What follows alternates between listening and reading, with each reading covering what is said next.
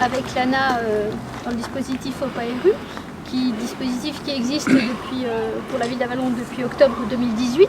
Le but est de réaménager, de revitaliser un petit peu la ville et une concentration un peu plus sur le centre-ville, notamment les logements vacants, une destination auprès des propriétaires bailleurs. Et là, on a une finalité de 2 beaux îlots qui ont été réaménagés dans ce cadre-là, de ce cadre de dispositif. Ce dispositif a une durée de 6 ans, donc nous amène déjà jusqu'à octobre 2024. Sur ces 6 années, déjà eu une rencontre avec le cabinet urbaniste, que je remercie de leur activité sur le territoire et sur notre ville.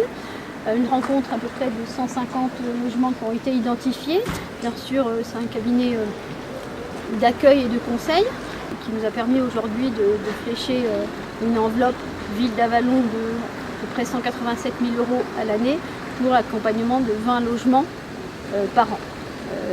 L'objectif étant d'atteindre notre enveloppe globale qui est prévue de 2 millions d'euros sur les 6 ans pour la ville d'Avallon et 1,8 million pour le dispositif de l'État. Si ça peut aussi également inciter d'autres propriétaires bailleurs ou d'autres propriétaires tout court à réaménager les logements, apporter l'accessibilité et permettre de ne plus avoir cette vacance en plein centre-ville et d'apporter des solutions d'habitation pour des personnes soit mobilité réduite, soit qui veulent regagner un petit peu le centre-ville et délaisser un peu la ruralité. Donc on est là aujourd'hui pour visiter donc 2 bâtiments qui ont été rénovés. Donc le premier derrière vous qui appartient à M. Tissier. Là on est sur une maison, enfin un petit immeuble qui est composé de 3 logements. Donc le rez-de-chaussée est occupé par M. Tissier et 2 logements à rénover aux étages. Un logement qui était initialement occupé par sa locataire, un deuxième qui était vacant depuis assez longtemps.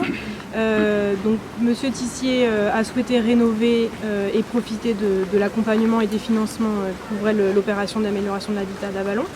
Du fait de la nature des travaux et de l'ampleur des travaux à engager, parce qu'on en est là, M. Tissier avait l'obligation, du fait des aides de l'ANA, d'avoir recours à un maître d'œuvre. Donc il s'est rapproché de M. Robert qui l'a accompagné dans son projet. Donc l'accompagnement du maître d'œuvre, c'est la réalisation des plans avant-après, consulter les entreprises, pour pouvoir assurer le chantier et donc tout le suivi d'accompagnement du chantier.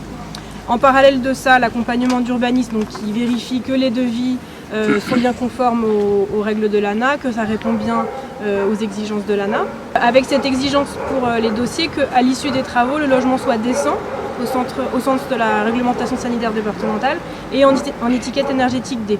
Donc tout converge pour qu'on atteigne ces 2 objectifs, avec 7 entreprises qui sont intervenues, donc des entreprises locales. Mais donc on est sur une rénovation complète. Sur l'extérieur, ce qui est intéressant, que je trouve particulièrement intéressant, c'est la toiture.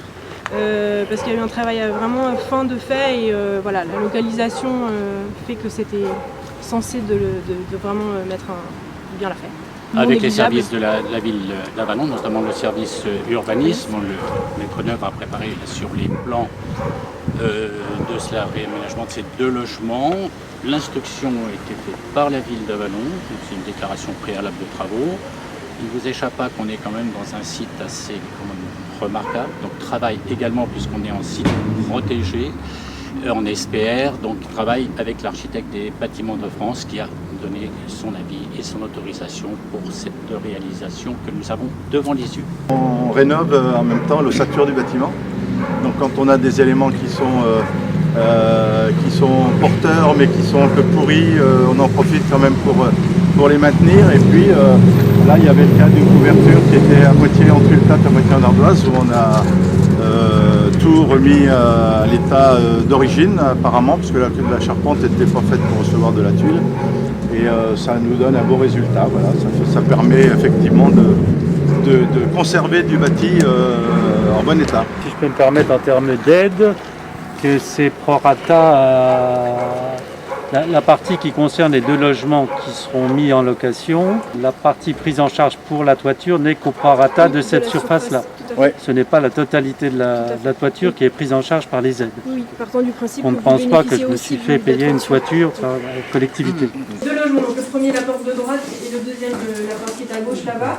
Donc on est sur le logement de la porte de droite, on est sur un logement qui fait 3 pièces, donc 63 mètres carrés. Et l'autre, 46 mètres carrés. Donc les aides de l'ANA sont conditionnées, donc, comme je vous disais, l'étiquette énergétique D et la décence, mais également au plafonnement du loyer pendant une durée de 9 ans.